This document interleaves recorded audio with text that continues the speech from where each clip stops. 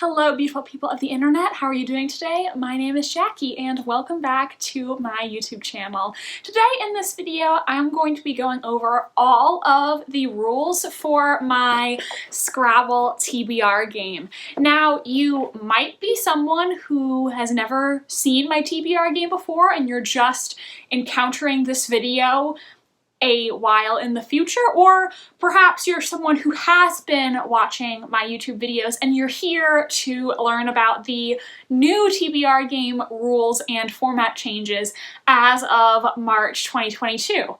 Either way, happy to have you here, and please watch this video to learn all the rules for my TBR game.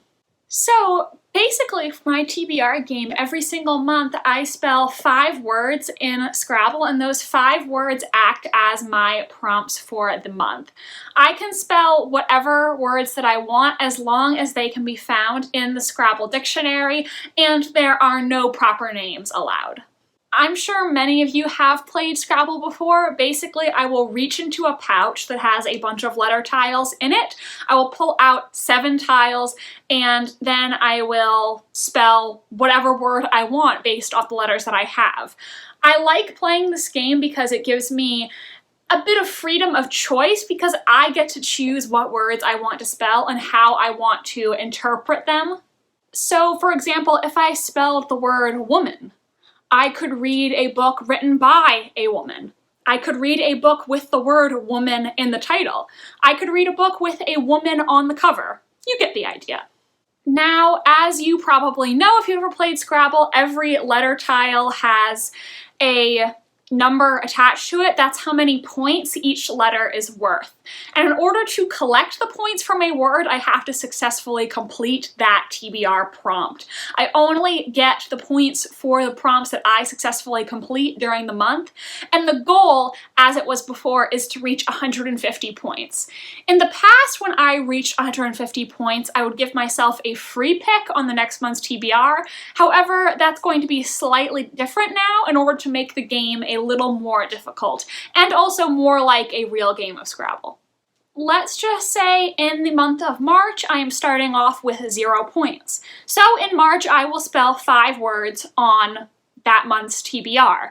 Then in the next month, April, I will put those same words back on the board and build off of them just to make the game a little more difficult. And also I think it will then be easier for me to hit some of the special squares on the Scrabble board, such as the triple word scores, which are really just on the edges of the board. Once I hit 150 points, my reward will be that I will wipe the board clean and start off with a fresh, empty board the next month. I will also be using the same special tiles that every player starts off with in a game of Scrabble. To explain these tiles and what they do, I'm going to cut to a little demonstration I filmed explaining these new rules. So the new Scrabble TBR rules are meant to make it more like an actual game of Scrabble. I actually took the time to read through the official Scrabble rules, and that's what helped me come up with these new changes. I think the best way to explain what's going to happen is just to play out a fake scenario so you can follow.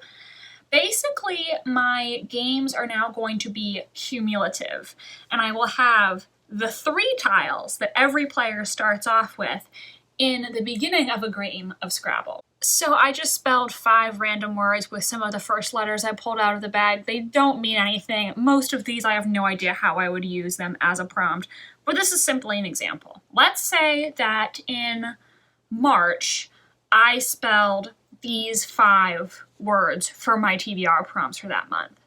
Then the next month, these words would still be on the board. And so I would draw new letters to keep building off these existing prompts. I think this will make it a little more difficult because there are only so many of each letter in the bag, but I think it'll also give us opportunities to hit things like the triple word score. Before, when I was spelling 5 words every month on a fresh board, there was really no chance I was ever going to hit one of these. And now I might actually hit the triple word scores. When I start a new round of Scrabble TBR, I will start off with these 3 tiles, which every player starts off with in a game of Scrabble. Now, the star tiles, you should already know what those means if you've watched my TBR games before. A star tile allows you to switch out the letters on your rack with no consequences. So let's say I get a bunch of letters I don't like. I can throw one of these away and pick new letters. Also, I checked the Scrabble rules, and you don't have to put the letters on your tile rack back before you draw new letters, so that is not cheating, okay? That is the way the rules say you're supposed to do. In the past, I always apologized, saying, oh, maybe this is cheating. It's not. It's actually in the rules that you don't put the letters you want to exchange back before you pick the new ones. Who knew? I didn't. Then I will also have one colored blank tile. There are blank letters mixed in with the ordinary tiles. However, all of those blanks are worth 0 points. This blank, I can make it any letter I want, and it's also worth 3 points. So for example, if I put this blank down on a double letter score, it's worth 6 points. So this is a little more special than the blank tiles that you just randomly pull out of the pouch.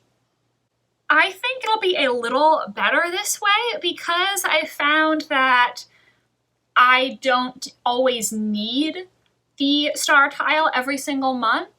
And on the flip side, maybe I will find myself in a situation where I would like to exchange my letters, but I'm out of star tiles. That would mean that I would have to add an additional book onto the TBR. Because once I use one of these tiles, I don't get all 3 back until I reach 150 points. 150 points is the goal.